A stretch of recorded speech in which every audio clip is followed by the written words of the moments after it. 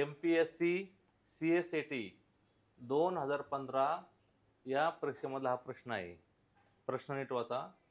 मेजवानीसाठी जमलेल्या कुटुंबियांनी दोघात मिळून एक भाताची प्लेट, तिघात मिळून एक डाळीची प्लेट, 5 जणात मिळून एक भाजीची प्लेट, 6 जणात मिळून एक श्रीखंडाची प्लेट असे एकूण 108 प्लेटच्या ऑर्डर दिल्या तर एकूण किती कुटुंबीय त्या पार्टीला उपस्थित होते?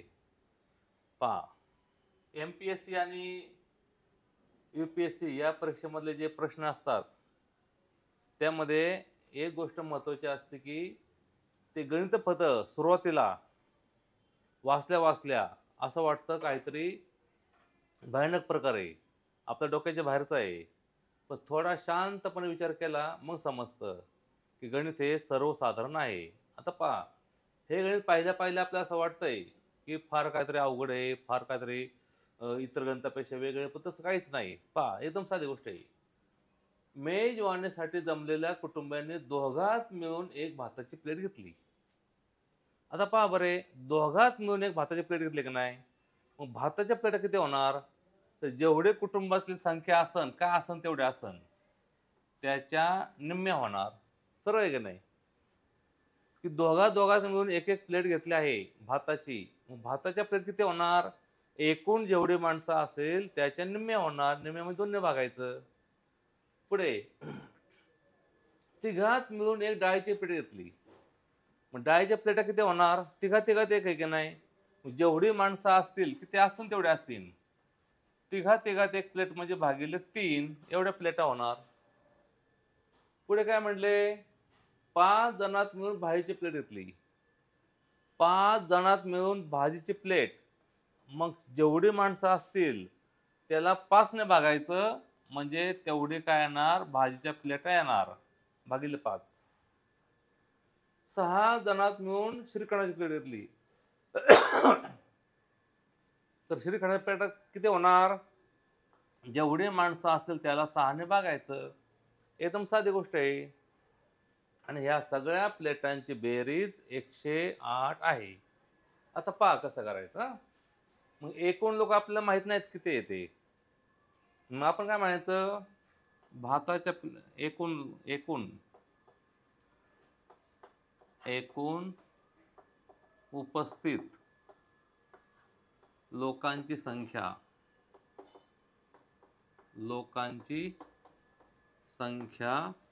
x मानू. x म्हणजे आपल्याला माहित नाहीत किती लोक येते, एकूण किती लोक माहित नाहीत. पण भाताच्या प्लेट किती ना बघा. भाताच्या प्लेटांची संख्या किती होणार? तर एकूण जेवढे लोक आहेत ना त्याचे निम्मे होणार, कारण दोघात मिळून एक भात त्याने घेतलेला आहे. भाताच्या प्लेट होणार 1/2. चल पहा, एकूण लोक x आहेत. x म्हणजे असं 10, 12, 15, 20, 100, 200 काय असतील तेवढे, त्याच्या निम्म्या प्लेटा होणार आहेत, कारण दोघात एक प्लेट घेतलेली आहे. पुढे काय म्हणले? तिघात मिळून एक डाळीची प्लेट. पहा बरं, आता डाळीच्या प्लेटांची संख्या किती त्याने काय केलंय? तिघात एक प्लेट घेतलेली, तिघात प्लेट म्हणजे 3 माणसं मिळून एक प्लेट अशी काय डाळीची प्लेट आहे बघा. तिघांना एक, 3 माणसात एक प्लेट, 6 माणसात 2 प्लेटा, 9 माणसात 3 प्लेटा, 12 माणसात 4 प्लेटा. म्हणजे जेवढी काही माणसं असतील त्याला 3ने भागायचं म्हणजे तेवढ्या होणार डाळीच्या प्लेटा होणार.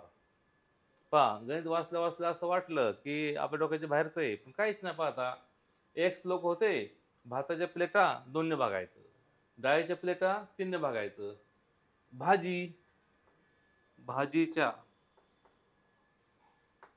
भाजीच्या प्लेटांची संख्या बरोबर किती लोक आहेत? एकूण x. भाजी 5 जणात मिळून एक भाजीची प्लेट, मग 5 जणात एक प्लेट, 10 जणात 2 प्लेटा, 15 जणात 3, 20 जणात 4, असं जेवढ्या प्लेट आहे त्याला 5ने भागायचं म्हणजे त्या भाजीच्या प्लेट संख्या येणार.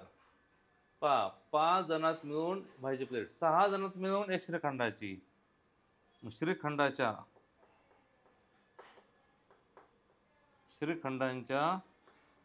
प्लेटांची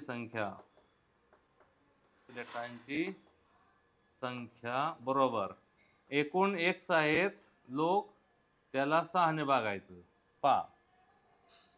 अजून कोणाच्या प्लेट आहेत का? नाहीत.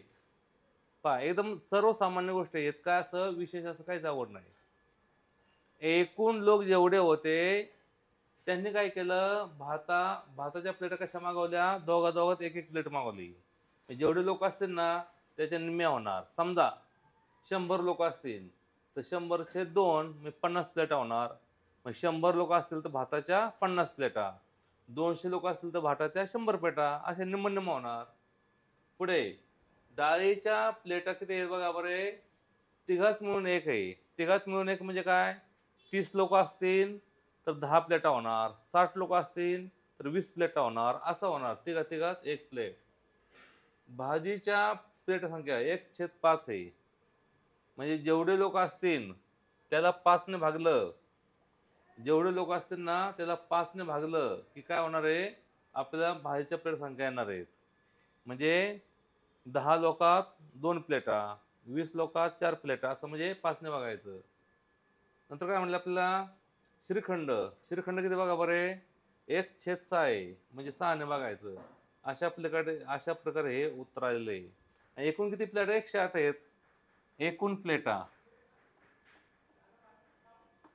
एकूण प्लेटांची संख्या किती आहे पहा बरे, एकूण प्लेटा किती? 108 आहेत. एकूण प्लेटा म्हणजे या सर्व प्लेटा मिळून किती आलं? 108 आलं. मग कसं वाटत होता, 1/2 अधिक 1/3 अधिक 1/5 अधिक 1/6 बरोबर 108.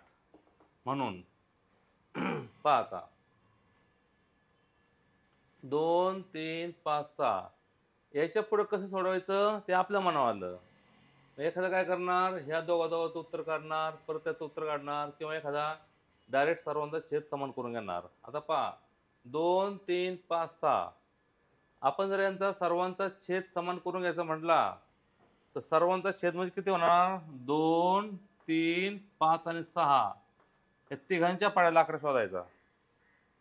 तिघांच्या पाड्यामध्ये आकडा शोधणे म्हणजे त्यांचा लसावी काढणे. आपल्याला लसावी काढायचा आहे. लघुत्तम साधारण विभाज्य म्हणजे सर्व संख्याने भाग जाईल अशी लहानात लहान संख्या, त्याला लसावी म्हणायचं. लसावी म्हणजे काय, थोडक्यात दिलेल्या सर्व संख्यांनी जिला भाग जाईल अशी लहानात लहान संख्या. म्हणजे 2 ने पण भाग गेला पाहिजे, 3 ने पण गेला पाहिजे, 5 ने पण गेला पाहिजे, 6 ने पण गेला पाहिजे भाग.